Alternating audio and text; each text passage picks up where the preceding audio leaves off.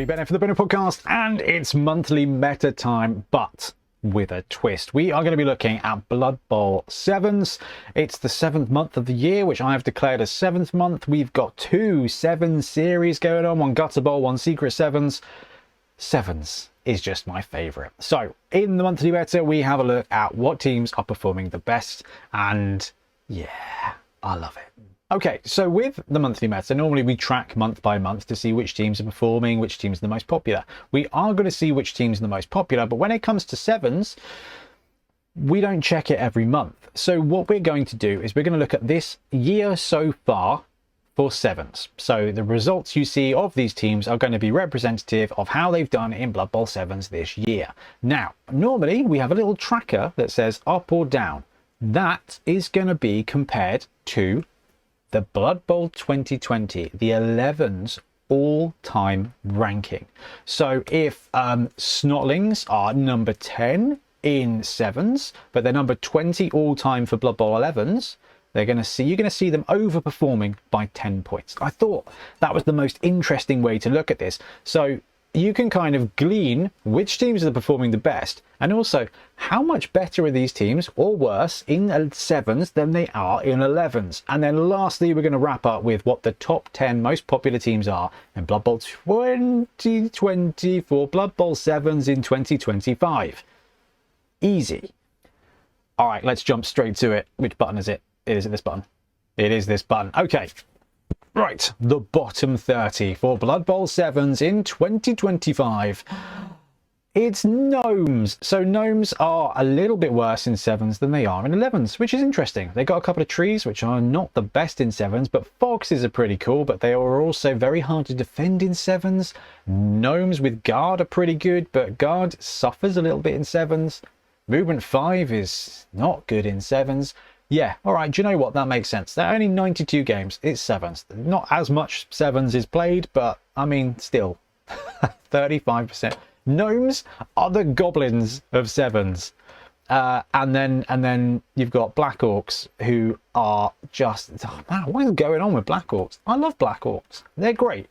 The Black Mountain Buccaneers are just absolutely fantastic. They are one of my favourite teams in Blood Bowl, but when it comes to tournaments, Black Orcs are not great. Now, 7s is challenging. They've got 4 movement, 4 strength, 4 pieces with Brawler, which doesn't work on a Blitz, and Grab, which doesn't work on a Blitz.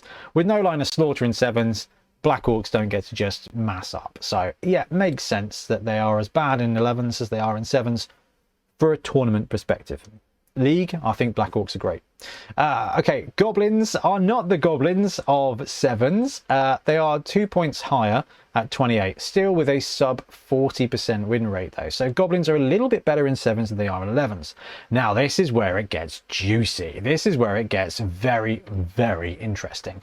So Undead, only 56 games played this year in 7s, and Undead are a really solid team. And when it comes to 7s, like I rate them pretty well. We ran them in the last 7 Super Series, right? And I think they did pretty well. You do have that speed element, and this is the thing I love about 7s. You've got no line of scrimmage, you've got no automatic blocks, which is where the mummies tend to do really well. You don't need as much speed in 11s, which is where the zombies and the skeletons do really well, so it makes a lot of sense. But 17 places worse in 7s. That's a shocker for me. I would have put Undead as a good team in 7s. Up a couple, we've got Ogres up 2 to 26. Up 1 halflings, so we've got 1, 2, 3, 4. We've got all the stunty teams being bottom of the table in 7s. Now, when it comes to 7s in tournaments, you do run the risk of over incentivizing skills. So we've always been pretty generous with our skill packages for 7s. I think it's a really cool way to play. You know, maybe 2 primary for tier 1, you know, add a little bit of interesting, maybe 2 primary and a secondary for tier 2, and then 2 primary and 2 secondaries for tier 3. With stacks, it can get really interesting. It can be all eggs in basket, but 7s is just, it's just a little freeing. So the tier 3 stuff, look, this feels right. Okay, this feels right. Yeah, this one makes a lot of sense as well. So dwarves are 24, down 10 spots versus their all-time rating in 11s, and this one makes a ton of sense. Dwarves are a solid team. Having the linemen have tackle is really useful in sevens, especially as you get, I mean, dodge will come out in a sevens environment, especially for tournaments. It's one of the easiest skills to put on anybody. And so having that bit of tackle's good. Troll Slayers are fantastic in 11s, but the positional limit, the cost limit, the speed limit, dwarves get punished a bit. Tomb Kings, yeah, do you know what? Speed and agility is what you need. Now, while you can run a Tomb Kings team with 4 Tomb Guardians in sevens, which is great, you got no hope of picking up the ball at that point. It's a lot of fun, but without Mighty Blow, they do have Strength 4, but without Mighty Blow, you don't really get the benefit, because a Strength 5 big guy in sevens is brilliant for a one-off blitz, okay? But otherwise, there's not a huge amount of difference between, most of the time, a Strength 5 big guy and a Strength 3 dude with a friend, okay? Strength 4 beats Strength 3 in exactly the same way as Strength 5 beats Strength 3. So you kind of disincentivized. You need one big guy in sevens. Minotaur, Rat Ogre, chef's kiss. Up 3 spots, slightly better in sevens than 11s, is Nurgle, and down 3 spots is Lizards. This one absolutely blows my mind, because lizards should be brilliant in sevens. They've got all the speed in the world, but the thing they don't have is any core skills at all, and sevens is it's not a skill rich environment. So your lizardman sauruses and the Croxigore, they're not having block. They're just not. Croxigore is good in sevens, and these skinks, they with light skill access, you don't get any early or decent access to block or to sure hands for your kind of runners, so it means you're very vulnerable. They're also a very expensive team, so you're likely to have to pay a reasonably high price, which means you're going to be a death. So lizards can explode in sevens if you roll well. They are not potentially the most consistent, which is why you see them a little bit below the 11 score. Now 20th, 2 spots higher, is Nobility, and 2 spots lower are Renegades. Okay, so Nobility in sevens, the fact that their core linemen have Edge 4 is a bit of a pain. They do have some great positionals. The Blitzers are phenomenal players. They are, I think, underrated human players. The fact they've got good access to blodge very, very, very quickly means that they're very potent. Ogres are good too, and the thrower is a little underpowered, but I think in sevens they get a little bit more of an opportunity to cook. They're a little bit more dynamic because you don't have to take as many dodgeaways. So I do like Nobility in sevens, and the fact they're a couple of pips above 11s is pretty cool. Renegades, a couple of pips below. Now, there's a couple of things here. It's an expensive team to take, and you are limited more than I think any other team when it comes to positionals, right? Renegades, 4 positionals is a miserable choice. You want the Goblin, you want the Goblin. You want the Skaven, you obviously want the Skaven. You want the Dark Elf, you definitely want the Dark Elf. You want the Minotaur, yeah, definitely. The Rat Ogre's pretty good too, yeah. The Ogre's pretty cool. Leave the Troll at home. That's more than 4 positionals, so that creates a bit of a tough situation with Renegades, but it does mean they're one of the most fun to build rosters for. I think you can squeeze in 3 big guys with a Goblin. You might have to take the Troll, at which point, why bother? I don't know. I like Renegades. I think we ran Renegades in our last sevens series. Yeah, we did. Oh, man. Oh, no, we took the Troll, didn't we? The hell was I thinking? Anyway, up 3 spots is Khorne. I love Khorne in sevens. The fact you've got those Seekers, which are just quality positionals. Leave the Blood spawn at home, but you can run sort of 3 of the Strength 4 Frenzy Seekers and 1 of the Khorne Gores with a couple of Marauder linemen. It is a ride or die by your dice rolls team, but Khorne is like that in 11s anyway. The lack of rerolls in sevens makes it a little bit more risky, but it also means that if you get a couple of good turns with a couple of good blocks, Khorne can just compound it. And in fact, we saw this when we did our very first test of live streaming games. We were doing a practice for tournaments, must have been back when we were doing SCA. Trips piloted Khorne against, I think it might have been against Rick, or just being able to just put that strength 4 everywhere makes them a very effective defensive team in sevens, which is really quite cool for Khorne. Right, big drop here. 11 spots worse in sevens than they are in 11. So all these numbers are from the NAF. So this is interesting. Like, again, I'm a little bit surprised at this. Elven Union are solid, right? Okay, no sure hands, only 2 block, no integral dodge. Okay, high upside, they need a few skills. You don't get a lot of skills in 7s, so that could be compounding it. I would have put Elven Union a little bit higher. They've just got that ability to do all sorts of shenanigans. Up 7 spots, Snotlings. They are better in 7s, they are in 11s. I got nothing for you here, guys. I have got no analysis. I realised that I'm actually not showing off the scores. I've got no analysis here that explains why Snotlings are better in 7s. Is it swarming? Is swarming just that much better? They can't take more than 4 positionals. What are you taking? Are you taking trolls? You're not taking the pump wagons because they're secret weapons.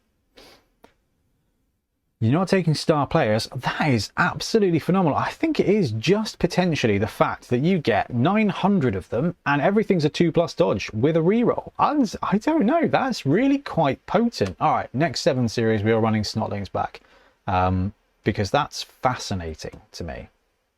What is going on? Okay, Underworld here with a 48.7% 7% win rate this year in 7s, down. Right, they are the overall Blood Bowl 2020 best team. Okay, they've dropped off over the last couple of years as they've been nerfed, but they are still phenomenal. The fact they're middle of the pack for 7s, I mean, Rat Ogre, fantastic. Thrower, yes. Blitzer, maybe. I mean, a cheeky bit of movement 7 block is always quite good. Gutter Runner, of course. And then a bunch of goblins that can take mutations. Underworld are wicked. Wow, it's incredible to see them performing so much worse in 7s than they do in 11s. I guess it just goes to show how broken they've been in 11s over the last few years. Necro down 3 spots. Necro also a force in 7s. Expensive team, no chance of rerolls. Not a huge amount of core skills. Although you've got a bit of a dodgy ghoul, you've got a blocky ghost. It's a fun team. All of these are good for 7s. Humans up 7 places, being the quintessential all-rounder team, top 13, and the most 50% win rate. There you go. If you're looking to balance out Blood Bowl, humans are the middle of the pack, and then you've got orcs. So as we're going to look at soon at beginner teams for Blood Bowl, there's a reason that these two are performing middle of the pack and a really acceptable rate. Orcs and humans, you've got a bit of sure hands, you've got a bit of block, you've got a reasonable amount of speed or resilience. When it comes to the human team, you're probably cheap enough to either take a reroll or an ogre. Orcs, you're not interested in taking a big guy because you want to balance out the blitzers versus the big uns. And the big uns are now movement 5, which makes them even better. So I love orcs in 7s. That's a really potent roster. Slann, a little bit better in 7s than they are in 11s. I think that's because they can lean in to that Edge 2+ Pogo movement 7 piece. And you also got the croc score, and the linemen themselves, if they roll 3s, are phenomenal. All right, so that leads us into the top 10 7s teams this year, and I'm going to move my face this time. Let's talk it through. Down 3 spots versus 11s, we've got High Elves. So the difference between High Elves and Elven Union is not a great amount, except in that armor column, and 7s is the realm of the linemen, and when your linemen are tougher, you die less. And when you don't have a lot of money and you don't have a lot of players, dying less is a solid strategy for 7. So the fact that High Elves are just performing really well in 11s and really well in 7s, it makes a lot of sense. This is interesting. So Chaos Dwarves this year in 7s are in the top 10. That's got to be Bull Centaurs. We saw it on the channel, right? The Bull Centaur is just so phenomenal. Yeah, that's all Bull Centaurs all the time. And to be fair, with the Sneaky Snapper, if you can afford him and you actually choose to take him, like if you've got that spare 30k, he's a pretty decent upgrade if you're not sacrificing another position for it. And the Chaos Dwarf blockers, even though it's great having to do with block, they are a little bit slow in 7. So if you get the choice between Bull Centaur 2 blockers and a Stabber, or Bull Centaur and 3 blockers, having that Stabber as a movement 6 blitzer that's going to be able to probably target low armor value things in 7s, it does give you a bit of extra juice. So I like that. Also in the top 10 we've got Dark Elves. They are 5 spots worse in 7s than they are in 11s, but they are still very potent. It's all blitzers, it's all Witch Elves. 3 blitzer, 1 Witch Elf is a fantastic little roster. Dark Elves are wicked. Love that. Up 12 spots, we've got Norse. So Norse massively overperform in 7s than they do in 11s. And again, I think it's another movement 6, strength 4 piece that's carrying them. The Ulf Warriors are just so good. And the Valkyries back them up really, really, really nicely. Berserkers are okay. Your standard linemen are all right. Now, they do get hurt in 7s with no rerolls and Drunkard, which means they're not going to be motoring around very much. But when you've got a pair probably of frenzy pieces at strength 4, they're just phenomenal at cracking open cages and just causing carnage. So I love Norse. They are brawlers and it works really well in 7s. Down 1 spot is vampires. So vampires, again, they can cook a little bit in 11s. You don't have the line of scrimmage, and when it comes to the vamps, it gives them a lot more flexibility for movement, and a successful hypno gaze with a runner in 11s is going to absolutely, yeah, that's super key. If your opponent gets in a reasonable defensive position in 7s and you've got 1 hypno gaze, you're going to be able to take a hit, and you've got decent edge, decent strength players. So I like vampires. They're expensive and you may not have as many thralls as you want, but bloodthirsty is not as bad in this edition. Here we go. It's Skaven in the top 5. 7 places better in 7s than they are in 11s. And I think, do you know what? This probably explains why I love Skaven so much. I love 7s. I love the freedom. I love the open space. And I love the fact you get to maneuver. And what team is very good at maneuvering? It's my boys, the Rat Lads. So Skaven there at 56% win rate, 57% win rate. Let's be real. That's fantastic to see. OWA! OWA, they are even better in 7s than they are at 11s. There's no reroll, so loner means nothing. So this team gets to be a mixed team of dwarves and humans, and mixed teams are the best. So the fact that OWA are just the most consistent team kicking about is absolutely phenomenal. Like, I love to see that. And again, I think we ran OWA in 7s, did we? Or did we not? No, we ran that in 11s. OWA in 7s, it's basically a human team with a Troll Slayer. Maybe a Dwarf Blitz. Nah, it's a human team with a Troll Slayer. And apparently that's just so much better. Up 1 spot, you got Wood Elves. Wood Elves are just great. The fact that they're high edge, they got War Dancers. War Dancers can really cook in 7s.